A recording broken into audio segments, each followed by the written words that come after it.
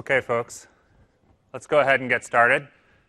We have a ton to cover in an hour and 15 minutes, so I want to take a running start right into designing apps for the Windows Store. But first, good afternoon. Day one of TechEd, you've got to have more energy than that, right? I mean, if you don't have more energy on that on day one, you're never going to make it to day 5. Good afternoon, everybody. That's what I'm talking about. My name is Chris Mayo. I design software. I'm a senior user experience evangelist at Microsoft, and when I'm not at conferences like TechEd with the opportunity to speak about designing software, I'm designing software with our partners and customers. And in particular, I focus on Windows Store apps. So I work with kind of like an embedded member, embedded reporters when they're out in the field.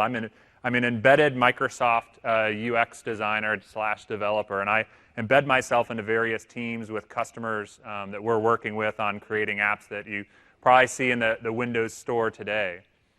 So this session is going to be a little bit of combination of theory and a little bit of combination of practice and experience around designing an app for the Windows Store, an app that not only fits into some of the different experiences that are built into Windows 8, like charms and app bars and the content layout and stuff like that, but also what you can do to make a unique and compelling experience for your Windows Store app.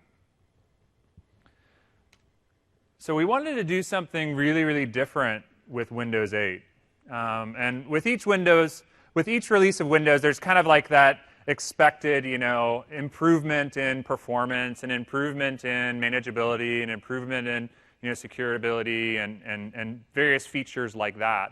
But we wanted to do something really, really radically different with Windows 8, right? We wanted to create an OS that was not only did all those great things that you would expect from a desktop OS, but we also wanted to create a mobile touch-first app experience, including the start screen and the Windows Store and the apps themselves.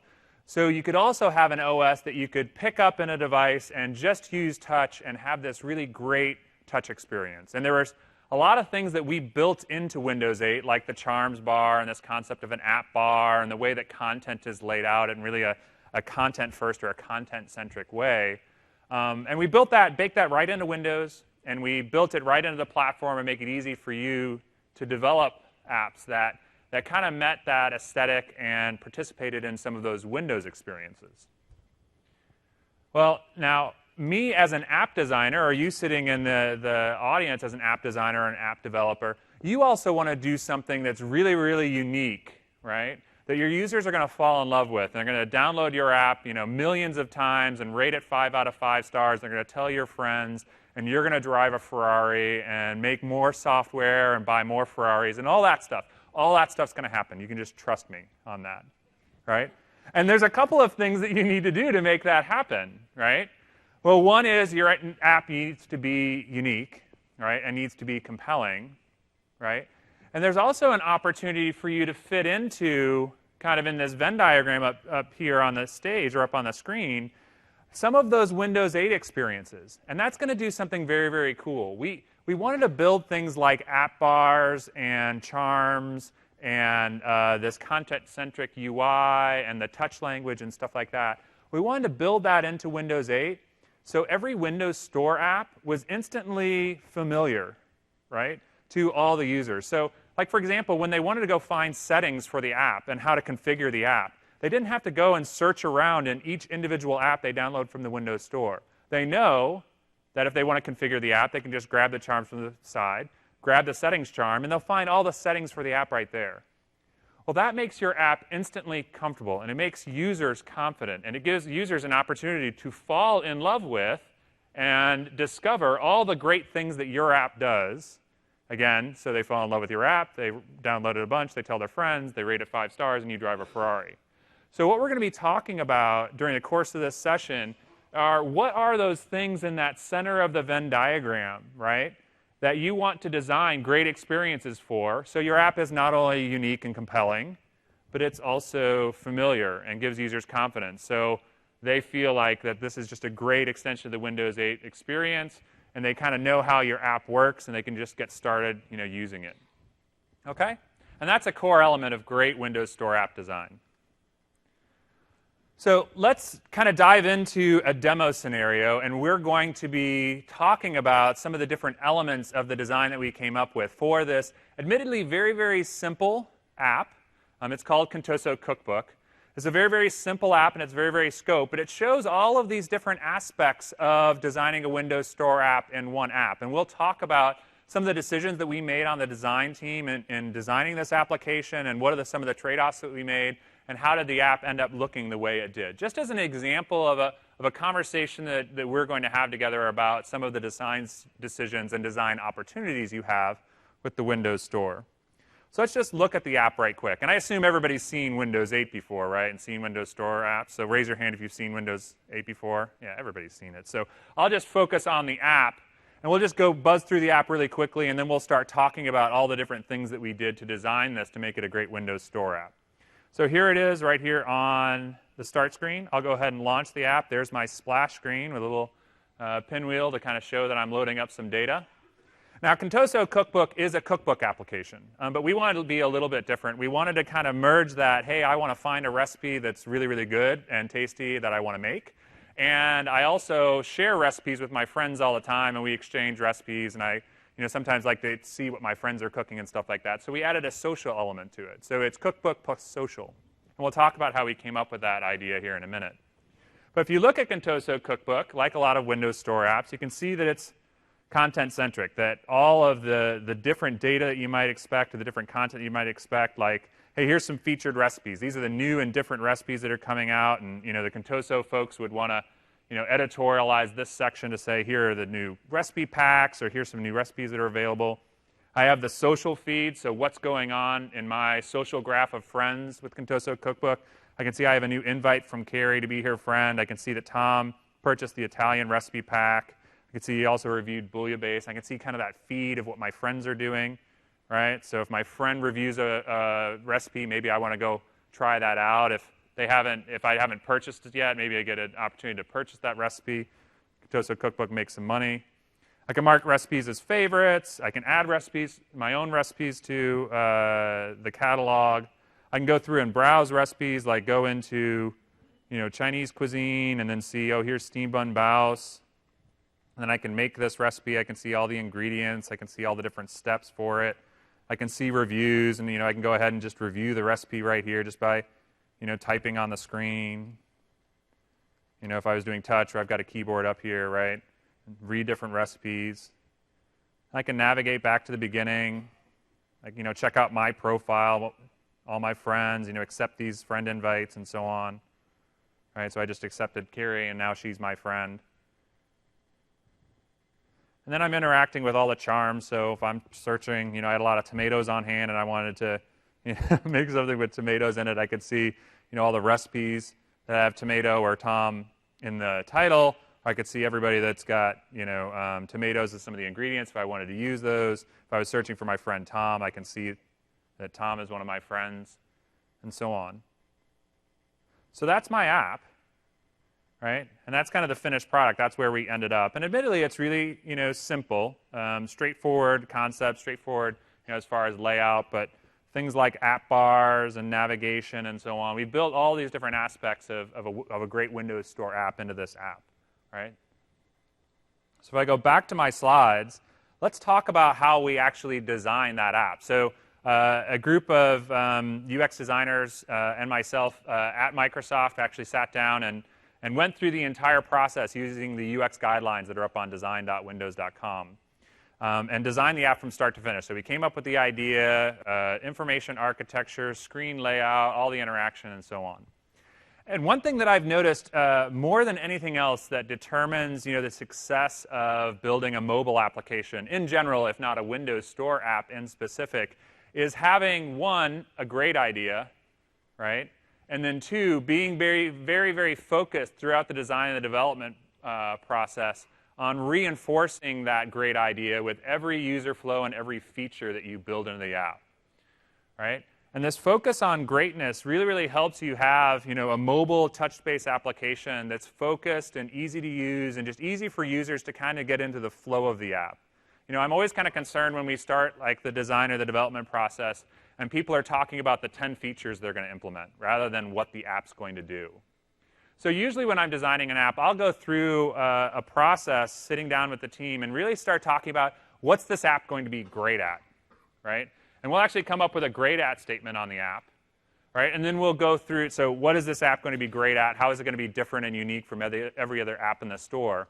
And then we'll go through and we'll actually build each user flow, so each result that's going to happen in the app, and all the features that provide those user flows, and we'll check and balance those against that great at statement and remove everything else. Because the last thing you want, is a cluttered or confusing app, right, that's full of features that don't really add up to much of anything. You want every feature to reinforce what that app's going to be doing or what that app's going to be great at.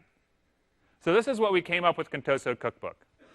So there were lots of cooking apps. There were lots of social apps. We thought it'd be really cool to kind of enable that thing that everybody does with recipes. They share them, right? So we want to create a social recipe application. So this is the statement, the great at statement that we actually wrote on the whiteboard in our design room or in our Scrum room.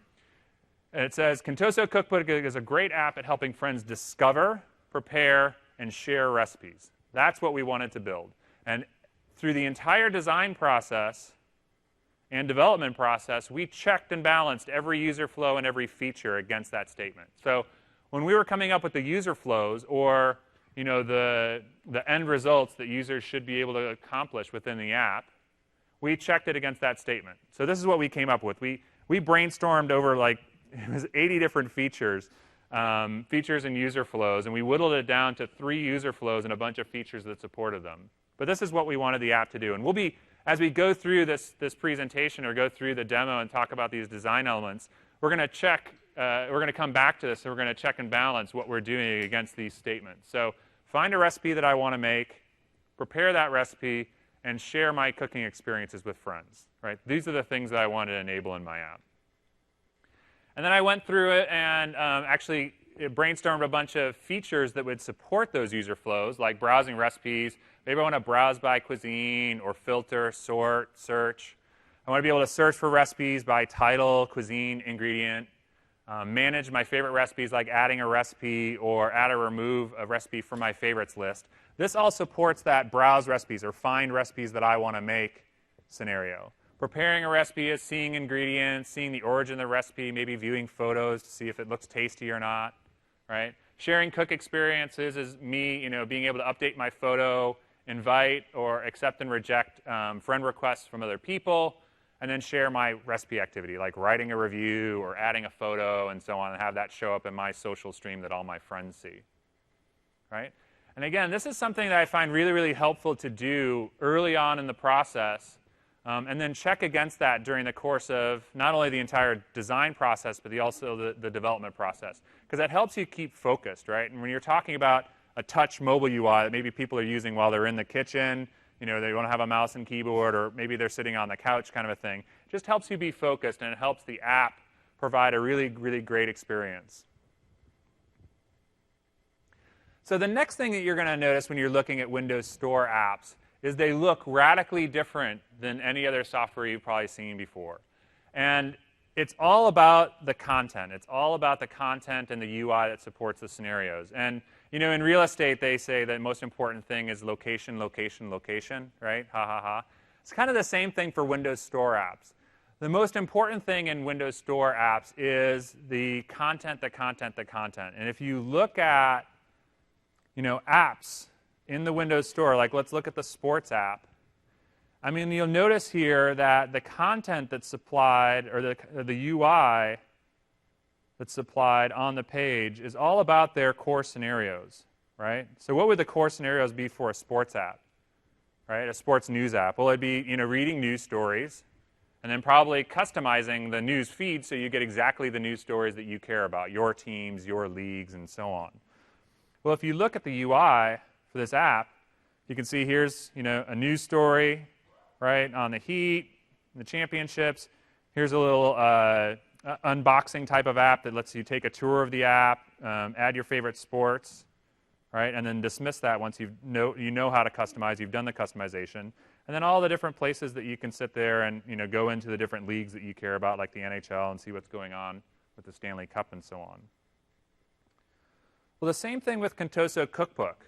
I mean, you can see here that what we wanted to do is we wanted to enable you to be able to see recipes. And what's the most important thing about recipes is, one, I want to see if it looks tasty or not. That's generally how people make the decision. Then they want to know, is it well reviewed? Do other people think it's a great recipe? How long does it take to make? And so on. Just like, hey, here's what my friends are doing. And we built the UI to really support having that content-first UI. So it really kind of it was really easy to see that this is about recipes. This is about my friends. I can see pictures of my friends and what they're doing. These are about my favorite recipes and so on.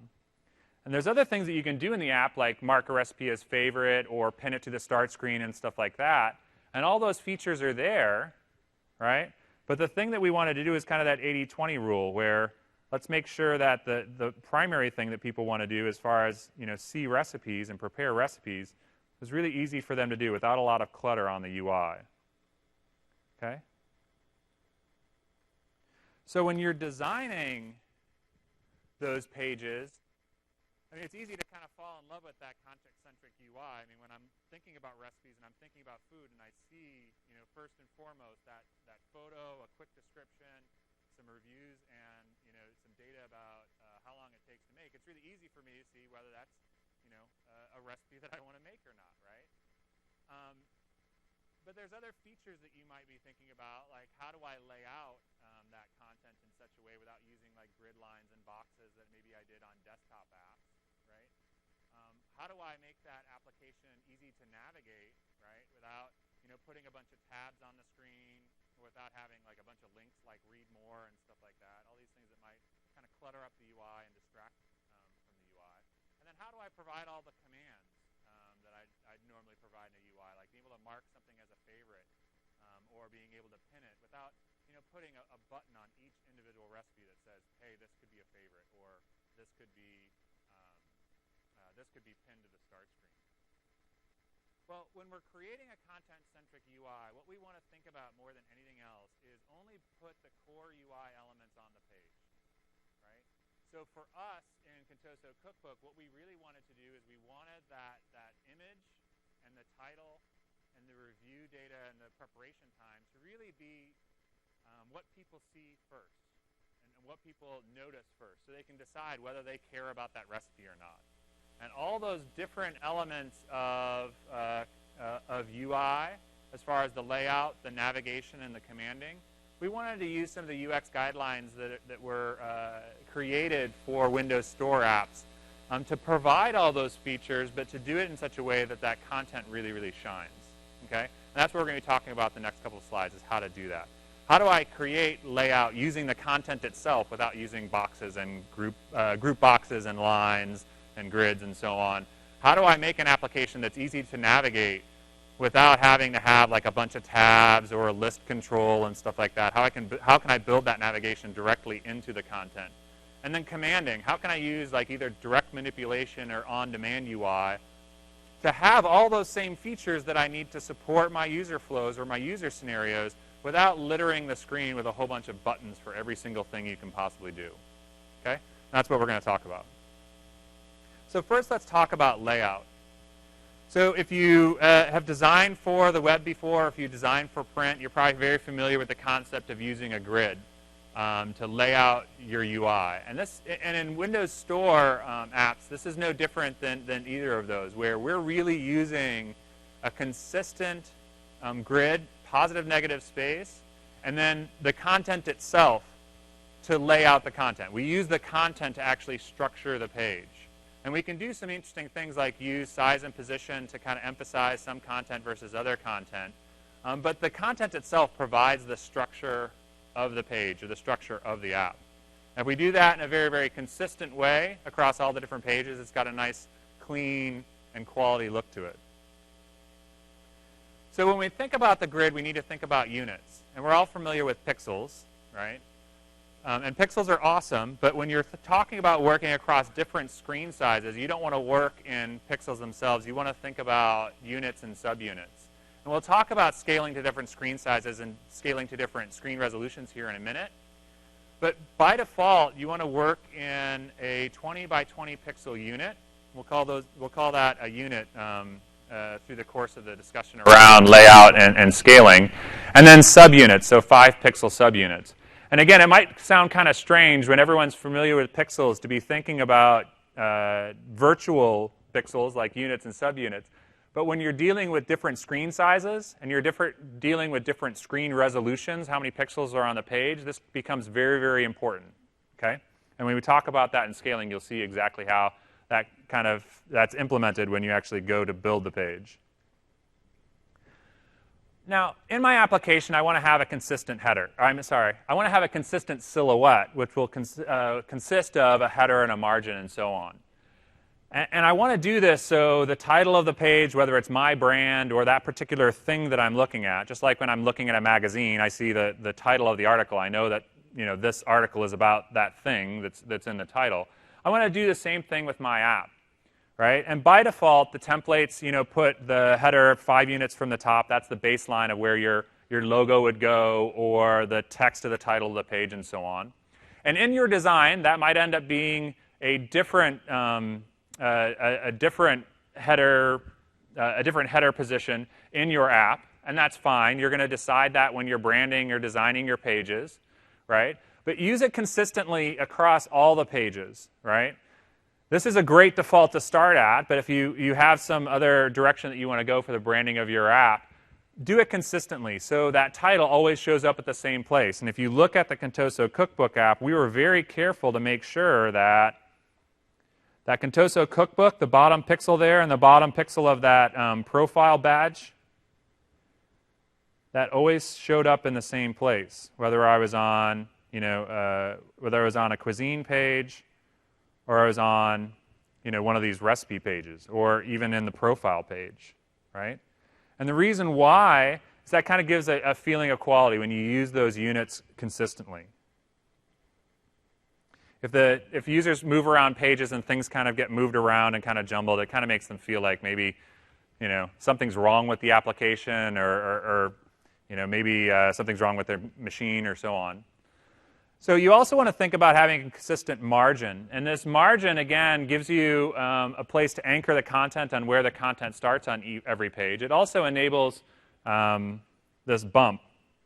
So you can see here when I pan to the end of a page, it bumps a little bit and animates. Like having that margin there, particularly when you have another app snapped, it just gives you a place that you can reach with your finger without colliding with having that other app snapped over on the side, or colliding with the ability to switch between apps, right? So it's good to have a consistent margin, right? 6 units is the default in the templates. Again, that might be different for your application, depending on the design of your app.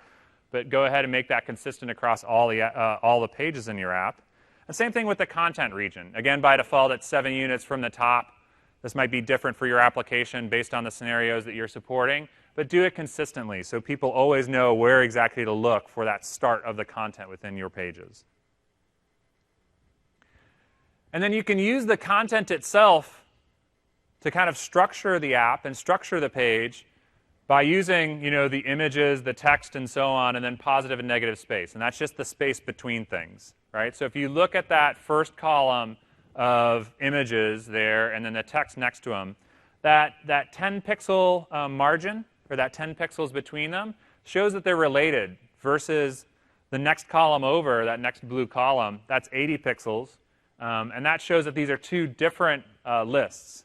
And you can just use the positive or the negative space between different items to show whether things are related or not, right? So all those images over on the right-hand side are all related to each other. It's unrelated from the list of items next to it. And you can see that margin between them.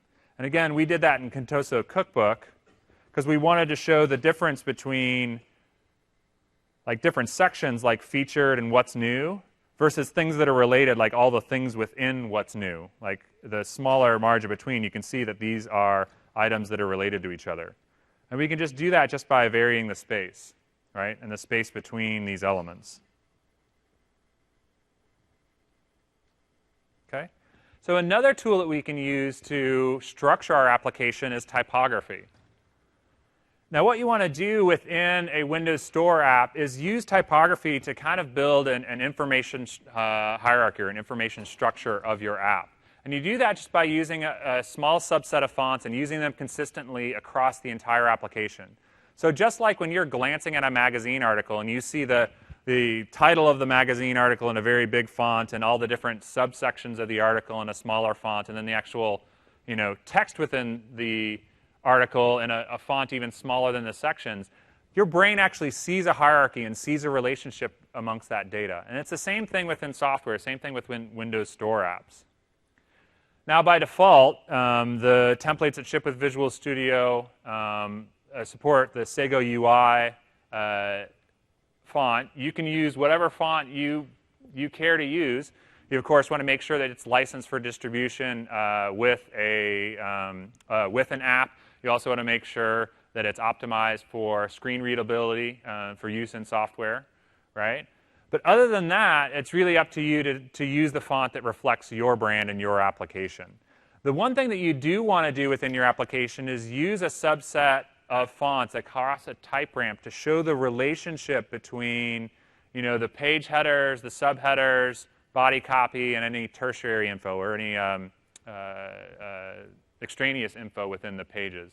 And that, again, just gives a structure to the app, just like using the content itself does. And those font sizes are interesting in the fact that they line up very, very well on the grid, and they scale very, very well as you go to different screen sizes. So you can see here that 42-point font is, the 20-point font is half the size as the 42-point font, and they all fall on a unit or half unit as you go down through the type ramp. Okay? And within Contoso Cookbook, we definitely did that across the entire app. So you can see here all these sections, like featured and what's new.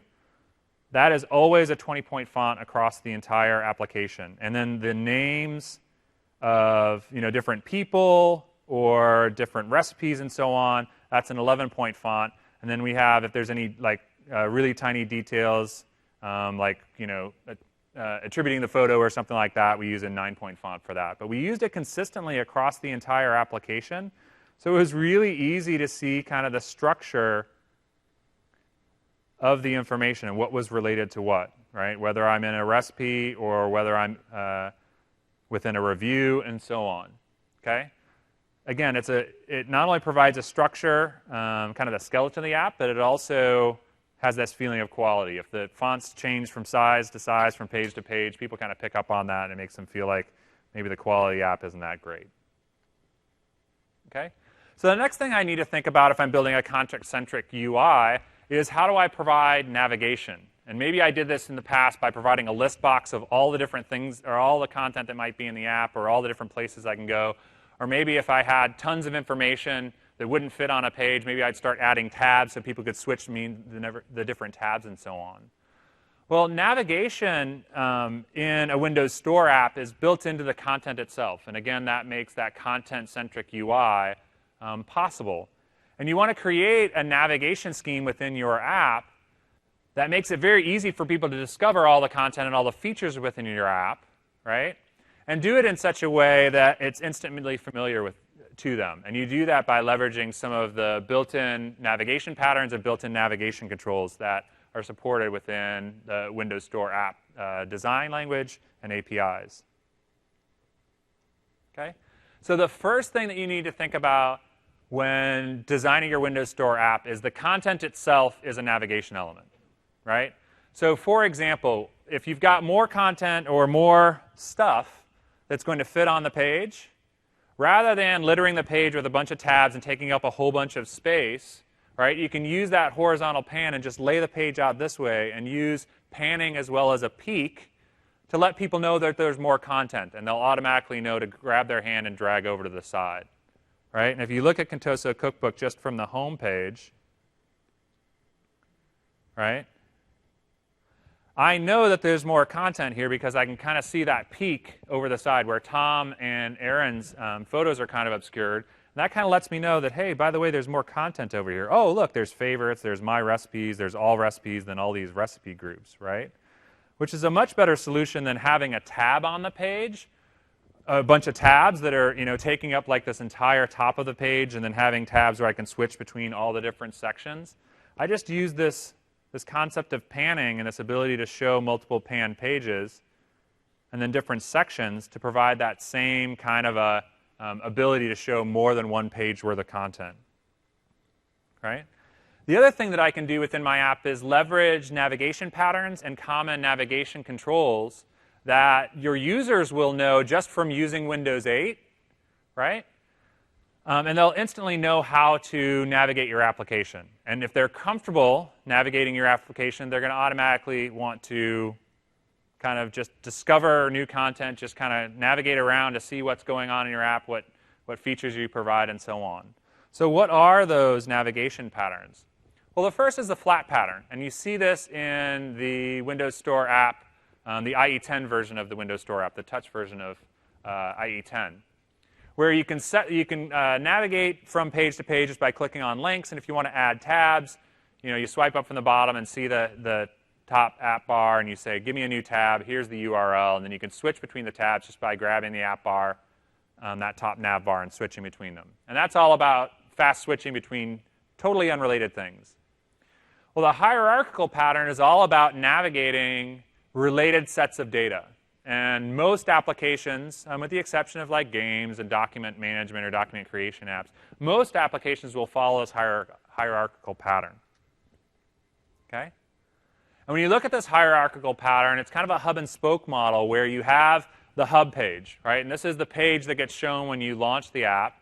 This is kind of the heart of the app. And just like, like a home page for a website or the cover of a magazine article, you want to lay out your content and lay out your content in such a way that you can represent all of the different features and all the different scenarios within your app, right? So if you look at the hub page for Contoso Cookbook, what did we want to do? Well, we wanted to make it easy for people to find recipes, right? We wanted to make it easy for people to see what their friends were up to, right? And we wanted to make it easy for people to navigate amongst different recipes and find the one that they're looking for. So we laid out the hub page. So we had this featured area where we'd show new recipes that are available, right? See what's new and reviewed. We had this area, what's new, to show what's happening amongst all your friends. Like my friend purchased the Italian recipe pack, or he reviewed bouillabaisse. I wanted to support what their favorites, the recipes they've added, and then help them navigate to a recipe and find a recipe that they want to make. So when you think about your hub page, just like in the example of Contoso Cookbook, think about the different scenarios that you want to support and lay the content and the sections of content out. So it's really easy for people to discover your content and your user flows or your user scenarios. Now, section pages are all about focusing on the content in that section. So if I have 100 favorite recipes, of course I can't show that on the hub page because my hub page would be 40 pages long. So I just show like a subset of like the last few recipes that you've marked as favorite. And then I want to make it easy as possible for you to go into that section, right? If that's the stuff you want to work with just your favorites, make that possible. Well, how we do that in a Windows Store app, right, is for a particular section of content like My Recipes. I'm just going to show the top 4 recipes, like the last 4 that I added. If I want to go in and look at all of my recipes, I just click on the section header, right? If I clicked on the recipe, I'd be going to the recipe. That's the user telling me I want to go to the recipe. If I want to see just the recipes in the app that are just my recipes, the one that I've added, I'm just going to click on the section header, and that's going to take me to a page that's filtered to just the recipes that fall into that group, for example. So here you can see there's about 30 of them, right? And in these pages, it's all about finding the recipe that I'm looking for, so I do things like sorting and filtering and so on. Okay? And then finally, there's the details page, like a recipe page, where This is a fine-grained piece of content that helps me, complete a user flow like prepare a recipe.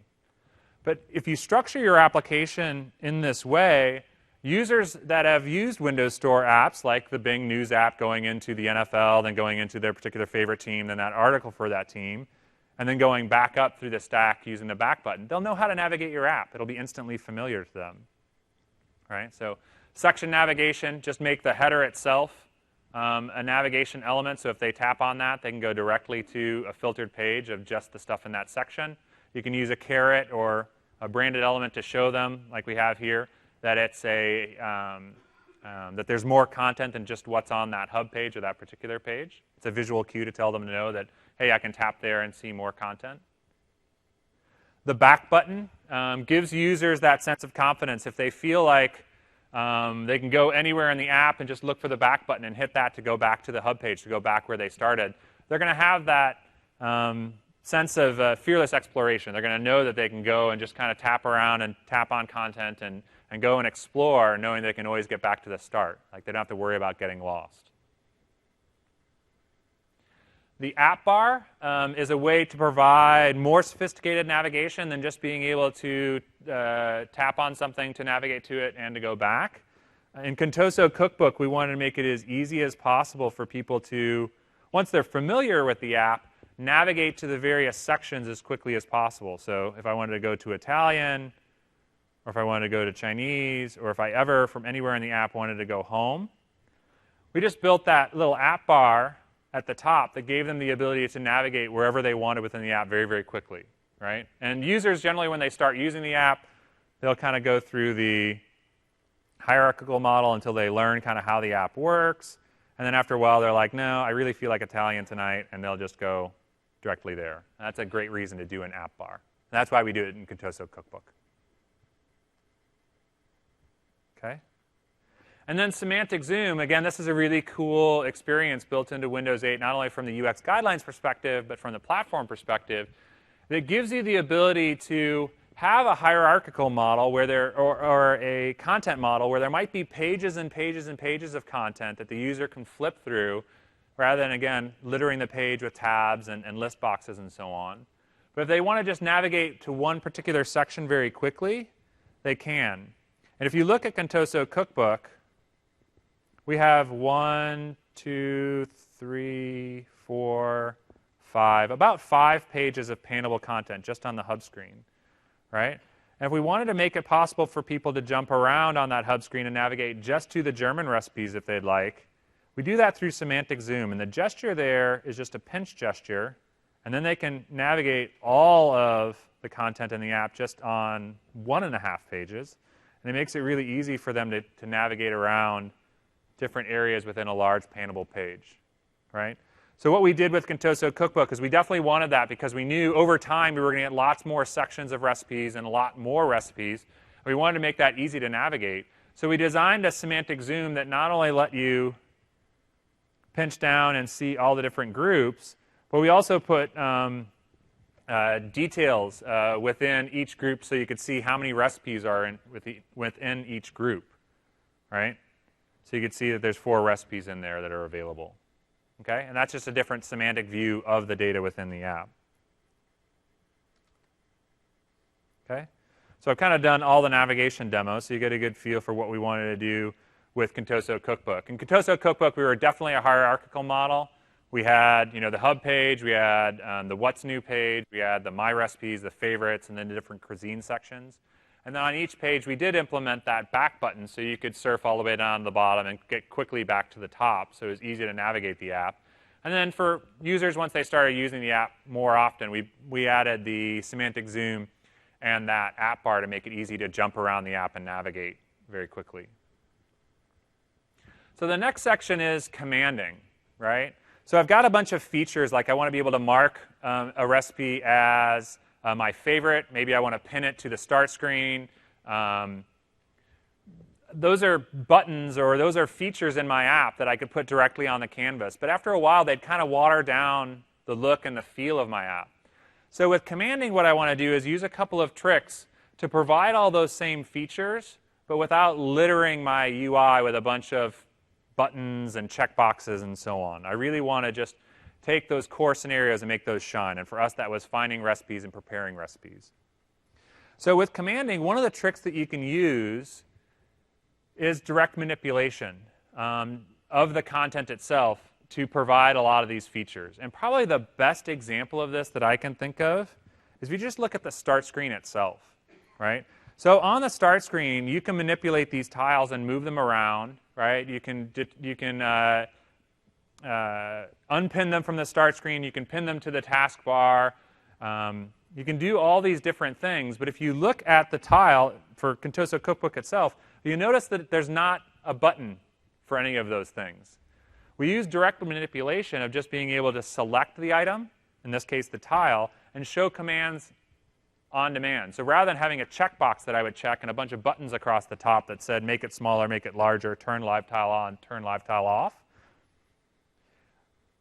rather than using the checkbox, I just make the item selectable, right?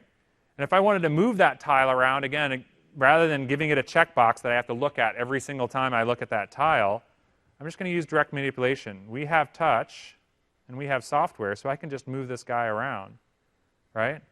So one of the tricks that you should think about within your app, within the content of your app, if you have, like, let's say, a list of items, and you want to make those rearrangeable, right? Just let the user grab them with their finger and move it around, right? That gets rid of that checkbox to select them, and then all the buttons that you would litter the UI with in order to support moving it up and down and around, right? So think about the fact that this is a touch UI. Mouse and keyboard and work as well, and those features will work as well. But think about what you can do with direct manipulation first, because just being able to move those tiles around and select them, as an example, really got rid of a lot of clutter off of the UI. The next thing you want to think about is on-demand UI, right? So what are my users going to be doing most of the time? What are the core scenarios? Build that onto the page. Everything else, use on-demand UI, so people don't have to look at the button for marking something as a favorite or pinning it to the start all the time. Okay? Let me look at a couple examples of that. So for on-demand UI, you have flyouts. So just being able to have a flyout that comes out like here saying, hey, you're about to delete this photo. You know, and you can light dismiss, or you can click on the delete photos button. All right? Context menus, message dialogues where you have to, confirm or reject the particular action before you can move forward in the app. Like, we're all used to those from other platforms or from, the desktop days. But one thing that's probably pretty new to you when you first saw Windows 8 or first saw Windows Store apps was this concept of app bars. And this is on-demand UI that you can show, right, either from the user saying, hey, I want to be able to navigate, or I want to be able to add new items, just swiping their thumb up from the bottom, or from selecting an item in the content and based on that context showing commands, right? And these are easy, really easy to use. Users will be familiar with them within a few minutes of using Windows 8. And if you design a great commanding structure this way, you can get a lot of those commands off of the UI and build them into the app bar so they're only shown when the user needs them, right? And again, it builds that context-centric UI and makes your scenarios really shine within each page. So when I'm thinking about app bar design, I want to think about how I organize commands into persistent commands that show up on every single page, page-specific commands, or commands that are only shown when the user has selected a particular piece of content. And if I use common command glyphs, like that are built into the Sago UI symbol font, and then use common app bar command patterns, users, again, just from being Windows 8 users, will know how to use my app, and they'll know where to expect those commands, and I can just focus on building great features behind those commands. Okay? So command icons come from the Sago UI symbol font that ships in Windows 8. There's common glyphs for moving back, moving forward, refresh, adding content, removing content, and so on. You can leverage these. They scale across all the different screen sizes really, really well. Users are going to know that the plus symbol is the add command. They're going to be familiar with it, so you can just focus on building the feature behind it. Right? But let's talk about how do I actually design those commands so they're predictable and they're understandable to users. So we'll use Contoso Cookbook, of course, as the example. The first thing you're going to think about is what are the persistent commands that I want to provide on every single page. And for Contoso Cookbook, we wanted you to be able to add a new recipe from anywhere in the application. So if you think, oh, yeah, I got to take the recipe. My friend gave me a recipe card, but I use Contoso Cookbook, so I'm just going to go ahead and grab the app bar and say Add Recipe.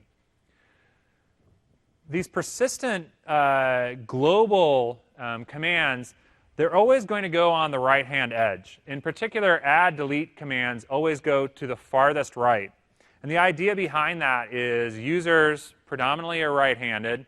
And if you use that right edge for the add or remove commands, users will always look for it there across all Windows Store apps. Right? So if you put it there, users will expect it there and they'll find it easily. It also, if you think about them holding the screen, it's also readily available right under their thumb. Right? So it's an easy swipe and tap for users. Now, if I have more commands than just like the persistent commands or add and remove commands, global commands, where do I want to put those? Well, I could put them, just lump them all to the right and just keep, every time I add a new command, just put it, in the next spot over. But eventually I'd get to the point where I'd have to take my thumb off of the page in order to reach the command, right? And in general, if you want a really fluid, great touch experience, you want to use that edge where your user's thumbs are going to be as much as possible. So what you can do is you can take the persistent commands, put them on the left, right? Take the page-specific commands, like, for example, the ability to pin a recipe, mark it as a favorite, or add a photo, and you can move those page-specific ones to the left. And then you've got the right thumb for the page or the persistent, and then the left thumb for the page-specific. And again, they're all going to be in that easy swipes. They're going to be easy to reach. And again, it's going to be something that users are going to expect just from using other Windows 8 apps. Now, you might get to the point where your app bars start having lots and lots of buttons. Like within our Contoso Cookbook app, at one point we had a button for sorting by rating, sorting by name, and sorting by prep time. And it just got to be kind of cluttered.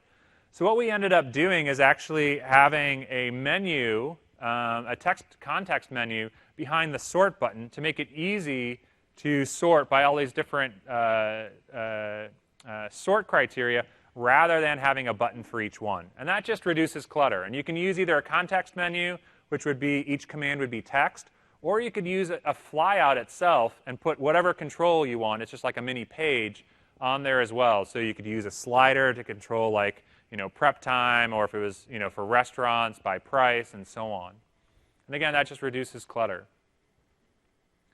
Now, another thing that you want to think about within your app is hiding disabled commands. So if you had a whole bunch of commands and some of them only worked in a context, like that favorite and pin only works when you've selected a recipe or selected a friend, right? Rather than showing those all the time and having those clutter the UI, just hide them. And users will know that when they want to work with a particular piece of content or a particular UI element, they can just select it and they'll get those commands on demand. In fact, that's the next point I was going to make, is that selection commands, right, when I've selected content, I want to show the commands associated with working with that piece of content on the left-hand side. In fact, I want to make sure that's the leftmost. They're in the leftmost position. If there's anything that's page-specific, put a separator bar and push those page-specific commands to the inside.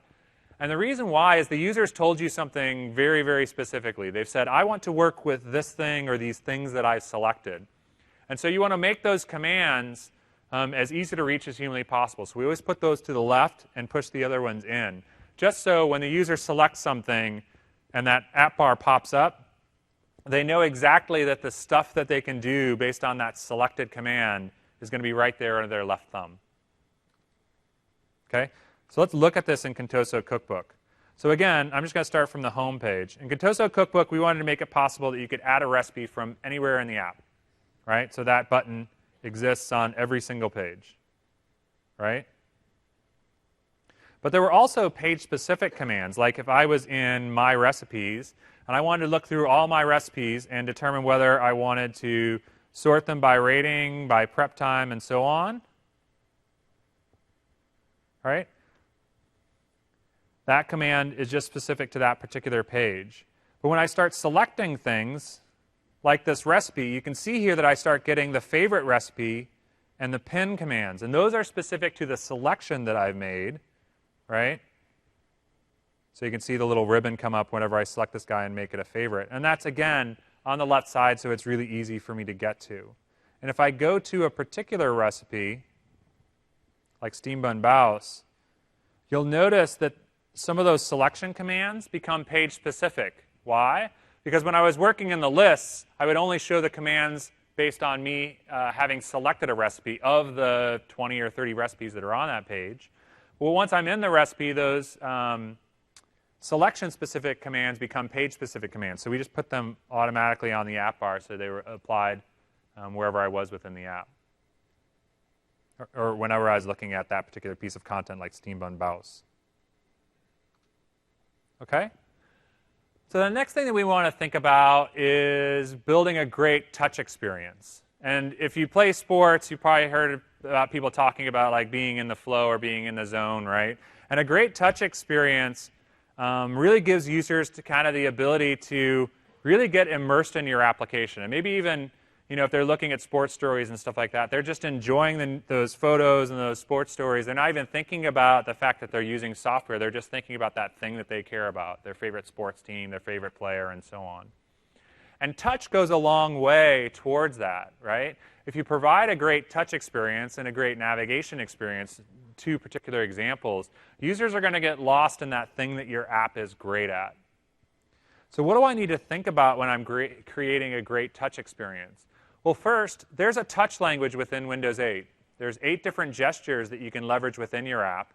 And the cool thing about leveraging those gestures within your app is that users already know them. You don't have to teach them how to use touch within your app. They know how to use Windows 8. They know how to use your app. And if you apply that thing that's, you know, specific to the Windows Store experience and add to it app ergonomics that match your scenarios, and then a touch target size that matches your scenarios as well, you're going to have a great touch experience. So again, it's that thing that's familiar to your users and that thing that's unique about your app. So let's talk about that for a second. Here are the touch gestures that are built into Windows 8 that you can leverage within your app to make sure that your app not only provides a great touch experience, but every user knows how to use your app just by being a Windows 8 user. First is tap for primary action. And you've seen me doing this, and you do this when you use Windows 8 every day. I see a news story that I'm interested in. I want more details. I tap on it. That's a navigate. Or a button. I click on a button. Or a toggle. I touch it, and it flips. Press and hold to learn. Being able to press on something and get a tooltip. Sliding to pan, either vertically or horizontally. People will know that if they see that peak and they see that there's more content than what fits on the page, they're automatically going to start panning and discovering more content. Cross-slide to select and command. We saw that on the tiles and then the recipes within my app. Just if the pan is a horizontal, I vertically just cross-swipe and that selects it, right? If it was a horizontal pan, I could do that horizontal selection. Cross-slide past a particular threshold turns it into a move, so I can move those tiles around or move items in the list and rearrange things in the UI. Pinch and stretch to zoom, whether that's an optical zoom, like getting more detail on a photo, or doing a semantic zoom. Turn to rotate, right, like you might see in some of the puzzle games or some of the various games. And then swipe from the edge, either to get the app bar or get the charm bar or get switch between apps or grab the top app bar. Right? Everybody knows these touch gestures. You can use them within your application, and then users automatically know how to use touch within your app. And you can do some really cool things, really novel things like chaining together gestures. Like, for example, if I wanted to move the tile all the way to the end, you can see here that I just started off with a swipe to reposition, and then used a pan along with that to get a gesture that gave me the ability to move the tile all the way to the end, right, without moving it and moving it and moving it and moving it. So you can chain these things together to get really great experiences. So the thing that I need to think about that's unique to my app is ergonomics. How's my app going to be used? What does my app do? And then figure out how that'll affect the UI. So is my app, a content consumption app where all I'm doing is, maybe holding the tablet with one hand and tapping to navigate around, right? Looking at news stories, reading recipes, and so on. Am I doing any data entry, like maybe light data entry where I'm holding the tablet and I'm tapping with my thumbs, like writing a review in Contoso Cookbook and so on? Or is it intensive data entry where maybe they're going to have, the laptop on their lap and typing with the full keyboard, or they're just going to be relaxing watching a movie? Think about think about the scenarios, how your app is going to be used, and design around those postures. And think about the edges. Think about how people are going to use the app. For Contoso Cookbook, we knew that people were going to be, a lot of times holding the application, maybe watching TV and looking at recipes, or they might have the device propped up in the kitchen. So we built the UI around that, the different touch targets, the way we used, positioned the content, made it easy to reach from the edges, and so on. Because we knew there wasn't going to be a lot of times that people were going to be, sitting with a mouse and keyboard. So we thought a lot about that designing the app. The next thing that you want to think about is touch target sizes, right? How big do I have to make things in order for them to be touchable within the application, right? And this is just some data that we had collected when we were working on Windows 8 to determine what was the best touch target size based on, the average finger size of the general population and how many times they would actually touch the target that they meant to touch. And what we came up with is about 7 millimeters, or at the 100% screen size, 40 pixels as being the recommended minimum size. And again, you can tune that within your application based on the scenario, right? So if the minimum target size is 40 pixels, right, with 10 pixels between them, again, back to that units thing, it can be larger or smaller depending on the scenario. If it's not that big of a consequence to click that button or flip that toggle or whatever, they can be smaller, right? Because the consequence of the user accidentally touching that thing is not that big of a deal. If it is a big deal, right, if it is high consequence, you might want to make those buttons a little bit bigger. So the chance of someone accidentally tapping on the wrong option or touching the wrong button is decreased, right? So users have a better touch experience with your app. And within Contoso Cookbook, we thought about that quite a bit when we were designing the pages.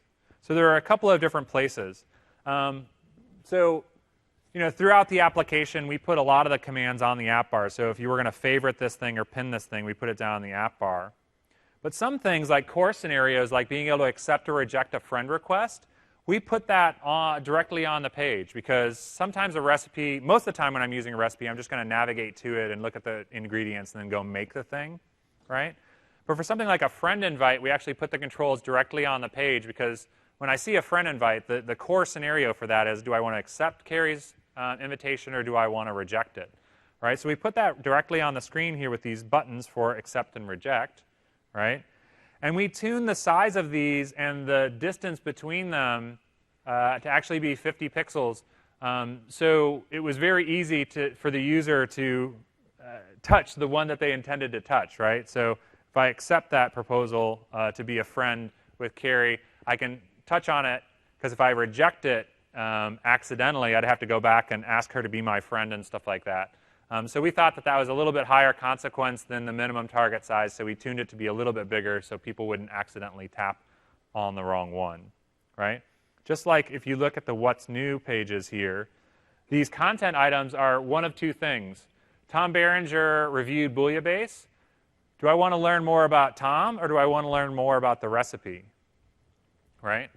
So what we did is we actually created the target so you could touch on Tom's picture to navigate to Tom. And if you wanted to navigate to the recipe, we made this, again, 40 pixels by 40 pixels. So it was really easy for users to discriminate what they were actually touching on. Did they want to go see what Tom's all about, or did they want to go see what the recipe was all about? Okay? So it's just something to keep in mind as you're tuning the UI and you're building your touch targets. Think about ergonomics, think about target size, and then use the built-in touch language so users automatically know how to use your app. Okay? So the other thing that you need to think about within the design of your Windows Store app, and we definitely thought a lot about this during the Contoso Cookbook demo, was making the app look great on every device, right?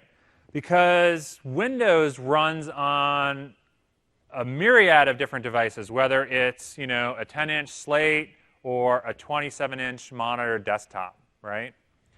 So you need to think about that within your design. There's lots of things that are built into the platform that actually make this very easy to do once you've come up with your design. But there is some thought that you need to make sure that some decisions you need to make sure that your app looks awesome, regardless of your user and the device that they're using. So what are those things that I need to think about? Well, first is screen size. What happens as the user moves through the various screen sizes that are supported for Windows 8? I need to think about orientation. Am I going to support landscape by default, or landscape or portrait? Right? What happens when they rotate the device? How does that affect my UI? Next is view state. So we support this concept of snapping an app, right? So you can have an app snapped off to the side so users can multitask. They can look at recipes while they're watching TV. Or you could be the filled app, right? So they're watching TV while they're actually making a recipe, right? What do I need to do to make sure my app looks great in all those states? And then finally, pixel density. If you look at an example of, these are two 11-inch screens. One's 1366 by 768. The other's 1920 by 1080. Right? And I've got a button here for posting a tweet. Well, that button, if it was 100 by 200 pixels, if Windows did nothing, that button would be really, really tiny on that 1920 by 1080 screen. Well, Windows automatically scales that up so the touch targets are the same size, regardless of what the resolution or the DPI is on that monitor.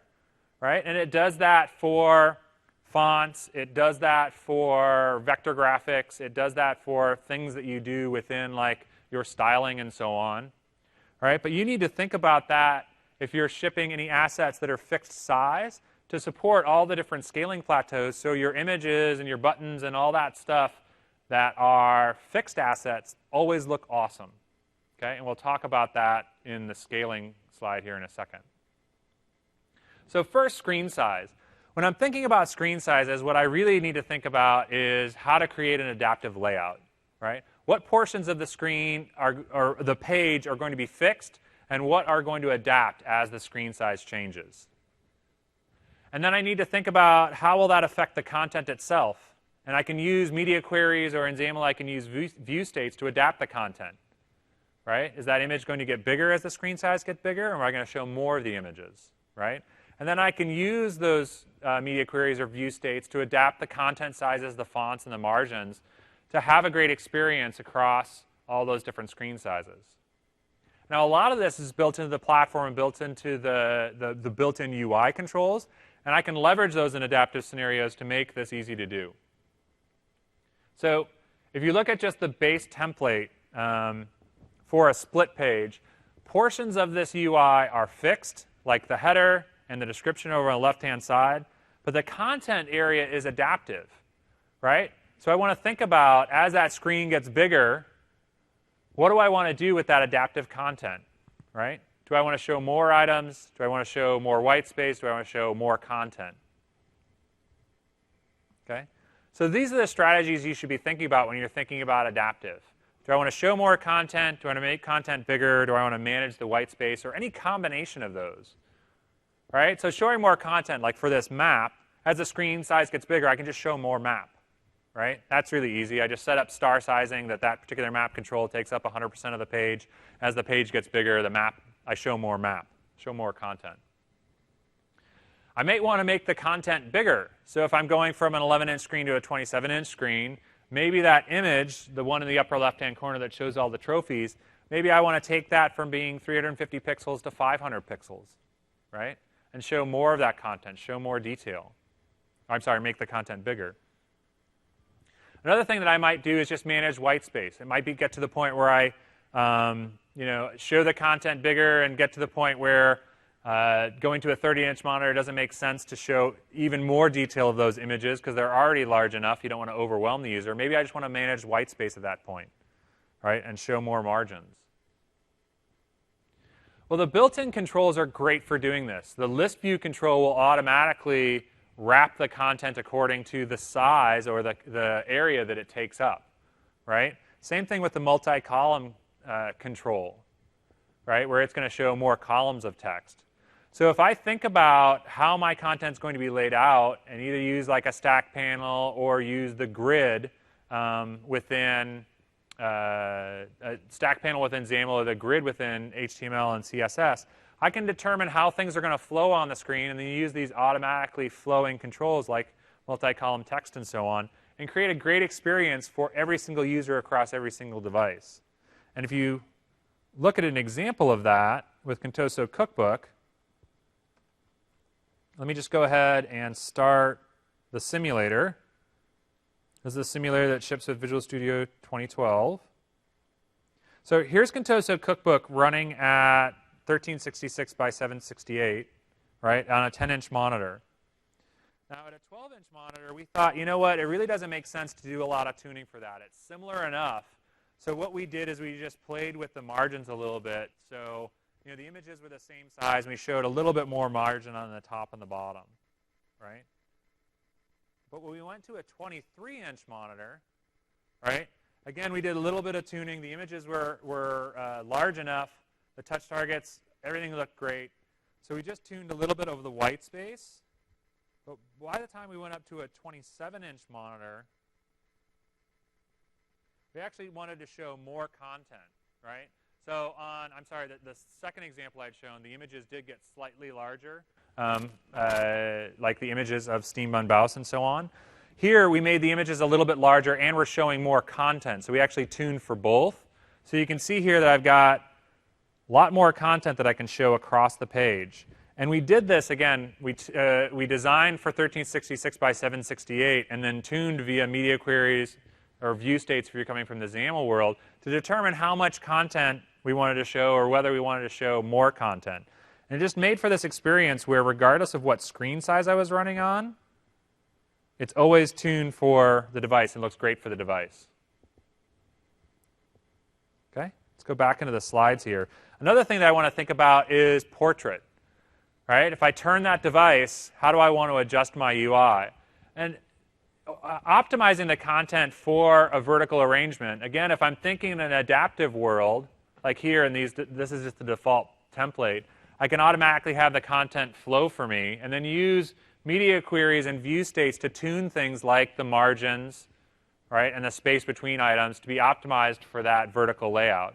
And that's what we did within Contoso Cookbook. We definitely wanted to support, let me do this. Oops. We definitely wanted to support portrait in case, you know, someone was sitting on the couch.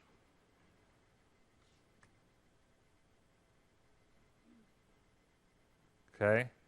And was looking at recipes. So what we did is we did a little bit of an adjustment to the margins and then started stacking the content vertically. So it looked great regardless of how you were using the device. Right? So it went with more vertical content and then had less panable pages. Right? And we actually just took, if you look at the built-in templates, they show how they adjust the margins for a portrait versus a landscape layout. We just took those and did a little bit of tuning on the margins between items to get it so it looked great regardless of whether you're running landscape or running in portrait. Okay? So something definitely you want to think about. So your users, regardless of what device they're on, always have a great experience. Okay? So the next thing we want to talk about is Snap. So users love to multitask, and Snap State is the way that we do that. So for Snap, it's just a resize. It's the same app. It's just a 32-pixel layout. So what you want to do is you want to strive for feature parity as much as possible while adjusting the layout in order for it to work great in that Snap State. So For snap view, it's 320 pixels wide. It'll pan vertically rather than horizontally. And as much as possible, preserve the user flows and the features so users can have a full-featured app in that snap layout and adjust the layout accordingly. So if you look at Contoso Cookbook, for example, if I go to the home page, right, and what can I do here? I can look at what's new, I can look at favorites, my recipes, and then browse through different recipes and so on. If I snap this guy, you can see here we went to a vertical layout, but all the same features, all the same navigation, right? So I can go to Chinese, I can go to Bing, Steam Bun Baos and make the recipe and so on. So the app worked just as well whether I was snapped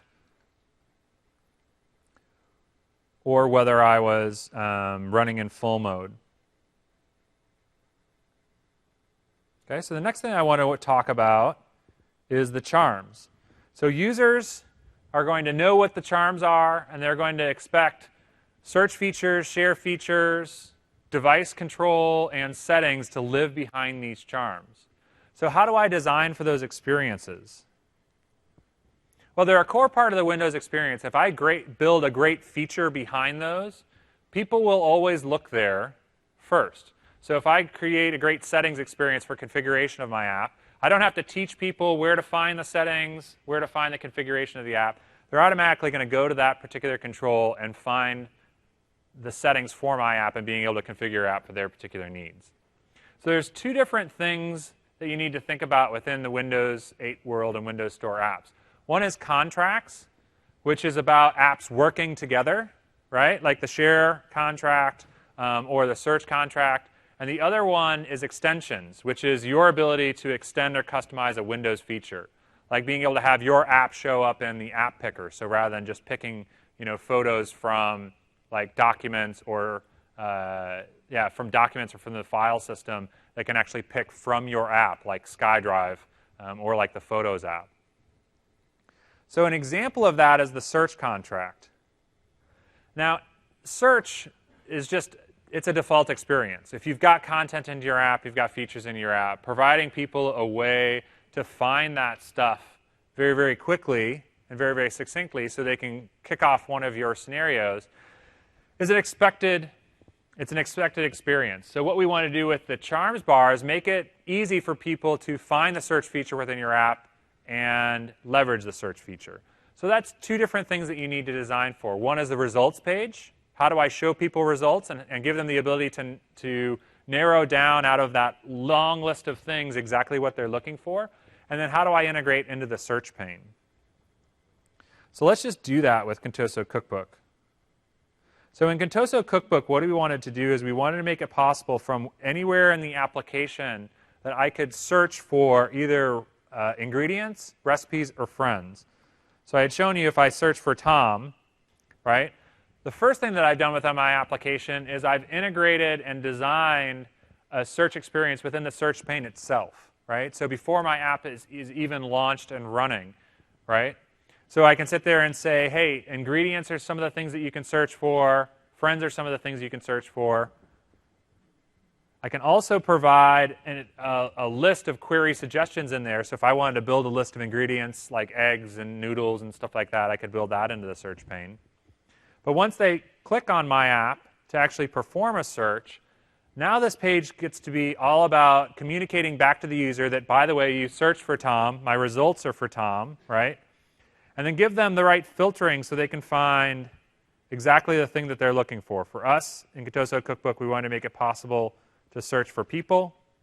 We want to make it possible to search for recipes by name, like Tom being in tomato sauce, or to search by ingredient. Right?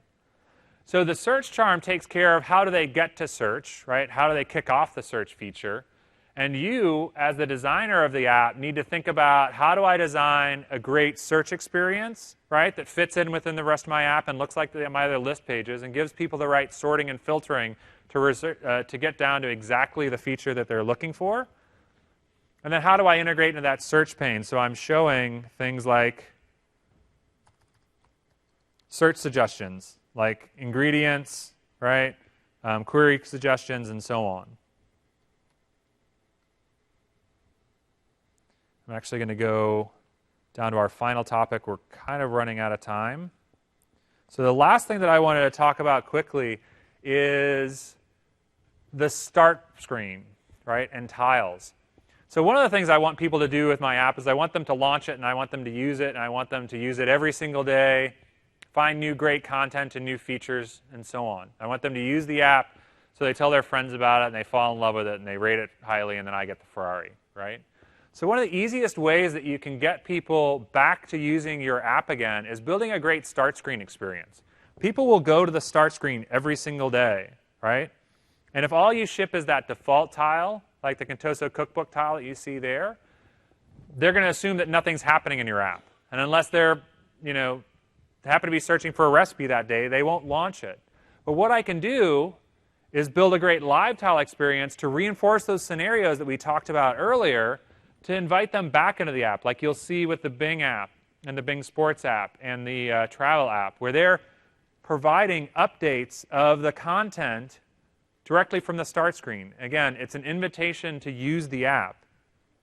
So what we wanted to do, for example, within Contoso Cookbook, and rather than having a back-end system supporting the demo, we just did this directly from settings, is we built in features like live tiles to support our main scenarios. So what are our main scenarios? We want people to know about new recipes, like a new featured recipe or a new recipe that's gotten a really high review, right? So we built in a tile update for that. We wanted people to know what their friends were doing, right? So we built in updates to show people, hey, one of the main scenarios is your friends are doing something fun, they just made that recipe, or they just bought that recipe, or they just reviewed that recipe. Or there's a cool kaleidoscope picture of all the things that are going on, like the new recipes and then what your friends just did. So Carrie just gave you an invite, the Italian recipe pack is new, stuff like that. We wanted to build those scenarios into the tile because it's a great way for users to discover what's going on with your app just from the start screen without ever having to launch it again. So when you're designing your app, you really need to think about how can I leverage the start screen and how can I leverage those toast notifications to invite people back into the application to see what's new with my app, right? Because if that tile just stayed the default logo forever and ever and ever, they'd probably assume that nothing's going on in your application and they wouldn't launch it. Maybe they'd turn the tile off, or maybe they'd go and search for another cookbook app. But if there's always something new happening on the start screen, it's going to invite them back into the application. Okay?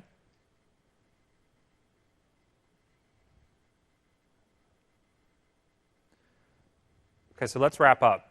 So what I wanted to do is just kind of walk you through some of the different experiences that are built into Windows 8 that you can leverage within your app to give people that feeling of being both familiar, right, with the Windows 8 experience, but also getting a feel for that unique and crazy and awesome thing that your app does. So what do I need to think about when I'm designing my app? First, come up with a great idea, create a great at statement, and have all of your features and scenarios reinforce that statement. Get rid of it if it doesn't. And then build a content-centric UI around those scenarios, right? So use direct manipulation whenever possible. Use on-demand UI to clear up and unclutter the UI. Build navigation into the content itself and leverage the built-in controls and patterns to make it easy to navigate the app and for people to discover what's awesome about your app. Build commanding into your UI such that if it's core to the scenario, go ahead and put it right on the page, like being able to accept that friend invite. If not, use on-demand UI so people can get at the features in a predictable and expected way without having to look at those buttons and those controls all the time. Again, taking away from the great content or the great features of your app. Create a great touch experience based on ergonomics and scenario and using the built-in Windows touch language. It's going to make that touch experience familiar to your users as well as tailored to the scenarios that you support. And then use snapping and scaling support within your app to make sure that your app looks great on every orientation, every screen size, and every view state. So your app users will want to use your app regardless of what device they have or regardless of how they're using the app, whether it's snapped or filled. And then use tiles and notifications to represent your app well on the start screen and the scenarios that your app supports, so users will constantly be invited back into your app to discover what's new and discover what's happening, like with Contoso Cookbook when my friends do cool stuff or we introduce new cool recipes. Okay? So that's Windows Store app design. It's about thinking about what is unique and cool and interesting about your app, and then what's unique and cool about Windows 8 that you can leverage to create an experience that, again, users are going to be familiar with, but they're going to fall in love with what your app is unique about. Okay? So have an awesome TechEd. Thanks for joining me for this session. I'll stick around for questions here if you guys have any. I'd be happy to talk about any of this. So have a great TechEd, and I'll see you guys soon.